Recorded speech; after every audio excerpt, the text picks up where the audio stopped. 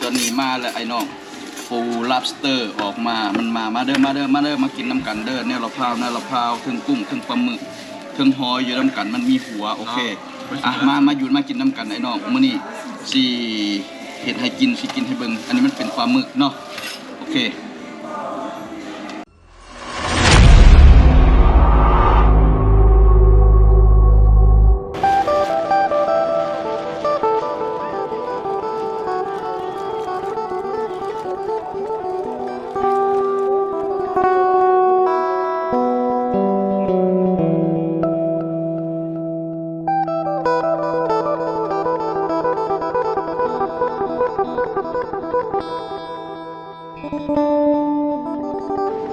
หาดอาหารทางอันนี้มันเป็นทางหลังหาดอาหารเนาะอันนี้ยังก็อลาสก้าแควบจูซี่ซีฟู้ดแอนด์บาร์นี่เขาจะให้ไปทางหน้าทางเขา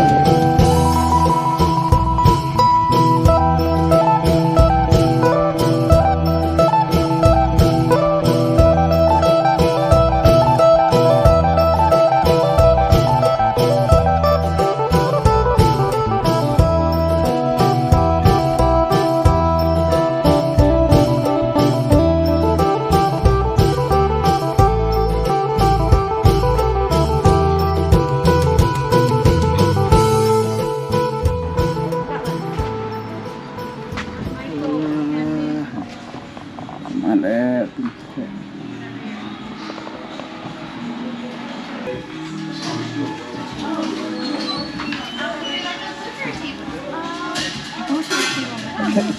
หมดก็ได้คือหมดก็ได้ก็สิได้โอเค this one อันนี้ไอ้โตอันนี้แก้วโอ้กระปูตัวใหญ่ขนาดเลยกระปูตัวใหญ่ได้ไอ้น้องได้กระปูใหญ่ป้ากระปูใหญ่กุ้งตัวนี้มันแจนี่มันเป็นแจปูน่ากินมากปลาสลาม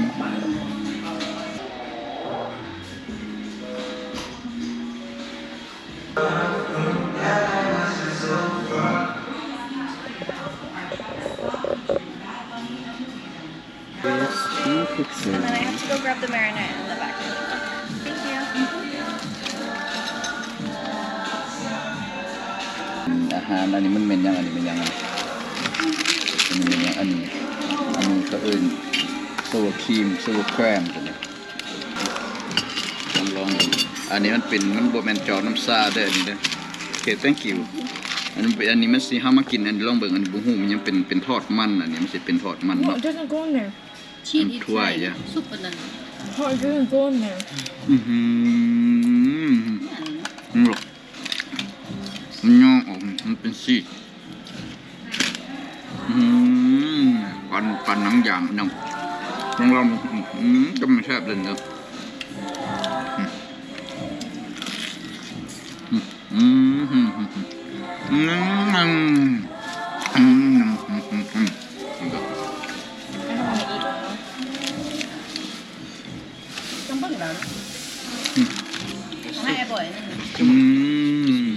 จับขนาด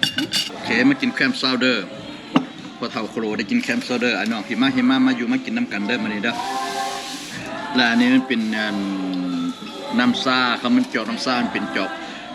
กเกี้ยคือปัดจอกคาเฟ่นี่แหละมันเป็นแบบนี้โอเคแต่เขาใส่น้ำซาเนาะมันกันฮ้อนเขาบ่ได้ใส่จอกเป็นจอกง่วงแต่ตัวนี้นี่มันสิเป็นแคมซาวเดอร์มันเป็นสุกซีอิ๊วขาวอาจจะให้มากินลองเบิ่งเห็นมันเป็นซีอิ๊วขาวสิไอ้น้องกินลองเบิ่งเนาะซุปหอยแซ่บเลยแต่ว่าเขาเอาหอยมาเห็ดซุปโอ้แซ่บเลยเต็มเดียวเขาเอาหอยมาเห็ดซุปไอ้นอกเลยอยู่มาอยู่มากินน้ำกันมา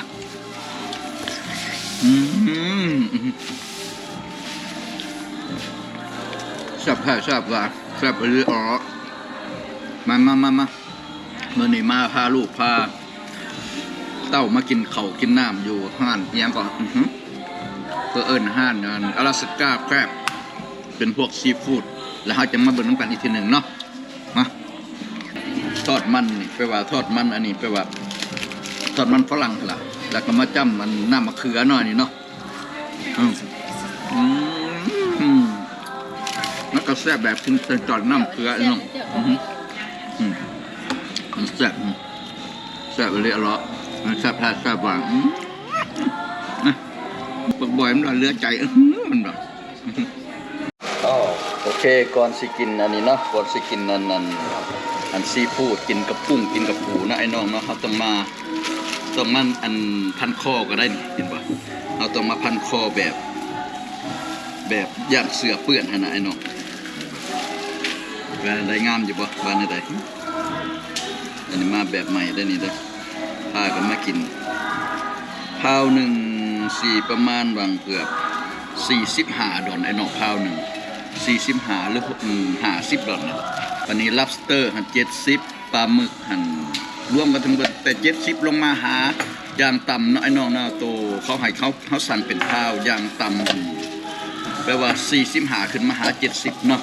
ประมาณออเดอร์5 พาวอะไรเอาพี่น้อง5 พาวแต่45ถึง70 พาวและออเดอร์5 พาวแต่ตอนนี้หันหนังครั้งนี้ก็ไอ้บ่อย2 คนกับบาสิบอันนั้นยังใหญ่แต่ว่าตอนนี้หันยังบ่ทันมีเหล้ามีเบียร์ดอกตอนนี้สขอเบิ่งสถานการณ์กว่าบาทหนึ่งว่าสิมันยังสิเกิดขึ้นว่ามันสิเป็นได้ใดเนาะไอ้น้องเฮาจะคอยมาติดตามกันเทื่อนึง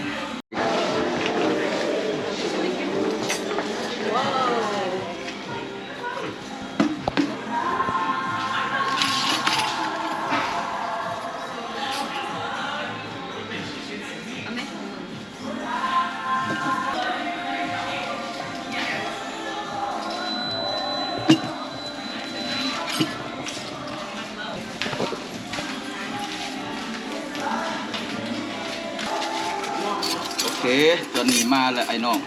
ปู lobster ออกมามันมาเด้อมากินน้ำกันเด้อเนี่ยเราพาวถึงกุ้งถึงปลาหมึกถึงหอยอยู่น้ำกันมันมีหัวโอเคมาอยู่มากินน้ำกันไอ้น้องมื้อนี้สิเฮ็ดให้กินสิกินให้เบิ่งอันนี้มันเป็นปลาหมึกเนาะโอเค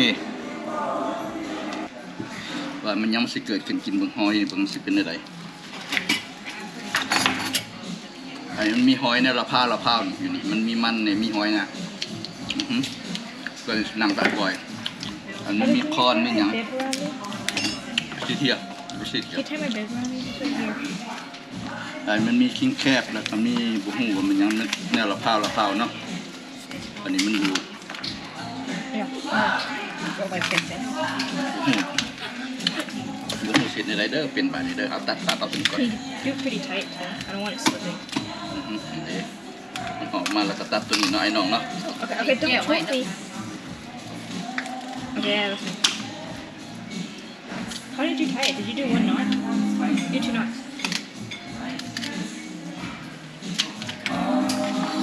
มาไอ้น้องมากินมากันมากินมื้อนี้มากินสตรีทฟู้ดอยู่阿拉斯加แครบ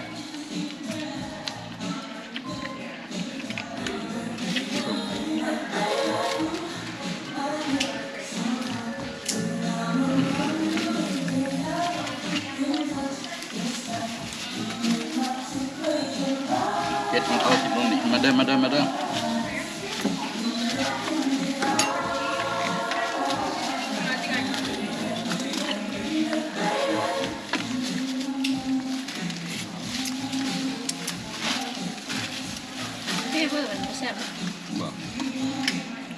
ถามว่าแซ่บไว้น้องก็บ่ได้แซ่บปานใดเด้อเพราะว่าอันมันเอามาลองเพราะว่าเท่าโคโลเฮาก็ได้เข้ามาเทื่อตำบิดครั้งตำบิด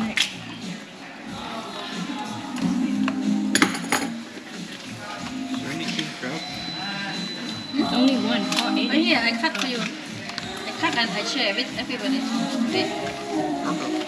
Only 1 kilo. Yeah. Dude, $70 for 1 day.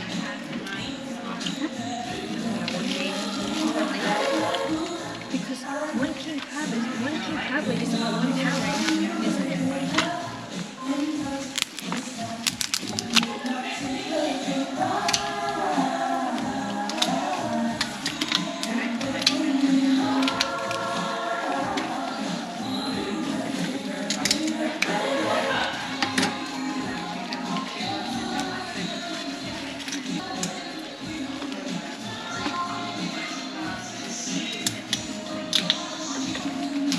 มีตัดเอา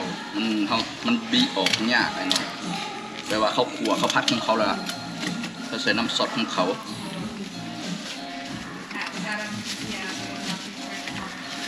มาไอ้น้องมาอยู่มากินน้ำกันมื้อนี้ เท่เว้ยแซ่บเลยโอเค ยังกระยาเห็นบ่อยๆแล้วนำเอาไอ้บ่อย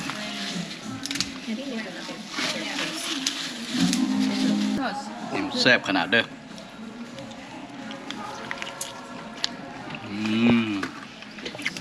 It's sweet. It's very sweet. It's good. I wonder what people would.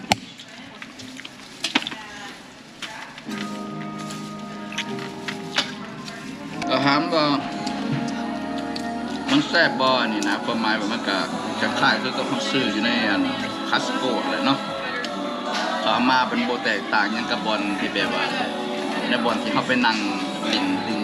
งขนาดอันเดียวใกล้ๆคือกันแต่ว่าตอนนี้เขาใส่ซอสเรียบร้อยเบิดแต่ว่าสิต่างกันนิดนึง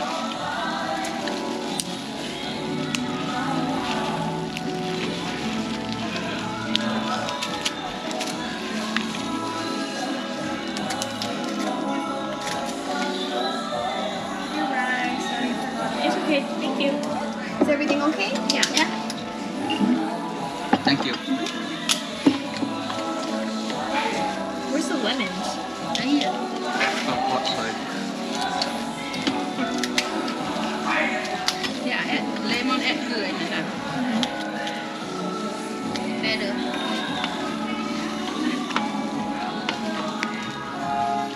ได้เนาะเห็นบ่ซีนมันนี่ตอนใหญ่ๆนี่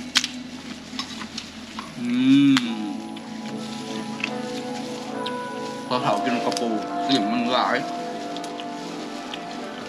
กิน3 อีกครั้งอีกแล้ว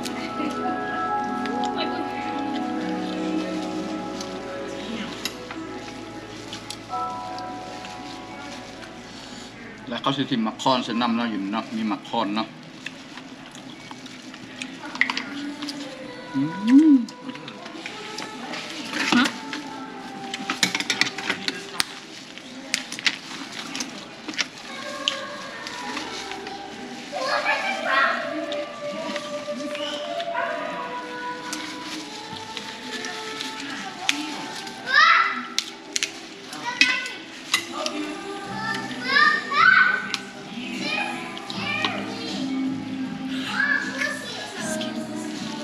อันนี้เป็นกุ้งที่มันข้าวหัวนะครับแต่เด็ดหัวมันออกมันก็จะดูดน้ำมันออกน้ำเข้มแบบบันได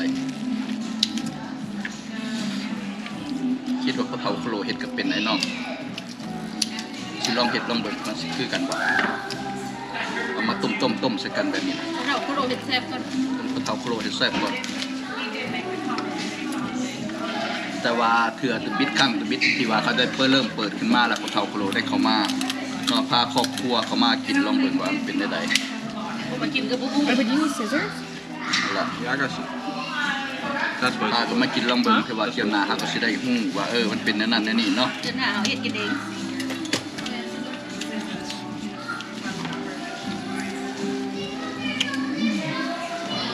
หัวมันไปซื้อได้ไม่ใช่เนี่ยแซ่บน้ำเต้าเนี่ยเต้าก็ไม่ร้อยแก Dragon.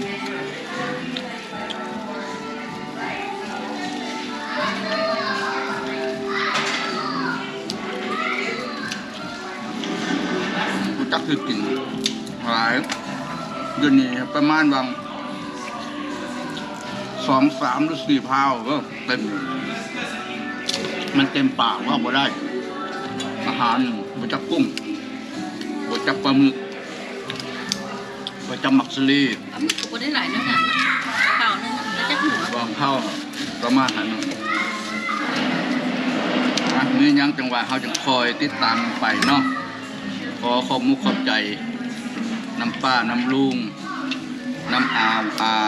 บ่าวน้าสาวน้องนุงลูกหลานทุกคนที่ว่าติดตามเผาพะโลให้กำลังใจที่ว่าได้เบิ่งแต่พอเผาพะโลก็ได้นำที่ว่ารายการของครอบครัวนี่เนาะได้มาให้ป้าลุงเบิ่งว่าในสถานที่แห่งนี้กินแบบนี้เฮ็ดแบบนี้อันนี้คล้ายๆมันบ่แม่นอาหารเป็นอาหารนั่น กินแบบให้อิ่มน้าพาคั่งบ่แม่นมันเป็นอาหารเฉพาะว่ามากินลิ้นซื่อๆกินเหล้ากินยาเมาแบบซื่อๆนะมากินแบบอยากกินซื่อๆความหมายก็บ่ได้อิ่มดอกคำเมื่อก็เส้นแล่นสะเขาคือเก่าหั่นล่ะไอ้น้องเนาะขอขอบมุกขอบใจในมื้อนี้หั่นทุกคนแล้วก็ให้ติดตามเบิ่งแล้วก็ยกโป้ให้เฒ่าโคโลแน่ให้เป็นกำลังใจแน่มีแต่ว่าให้ฮู้ว่าเบิ่งเลยเด้อเป็นกำลังใจให้เท่านั้นดีใจขอบมุกขอบใจพบกันใหม่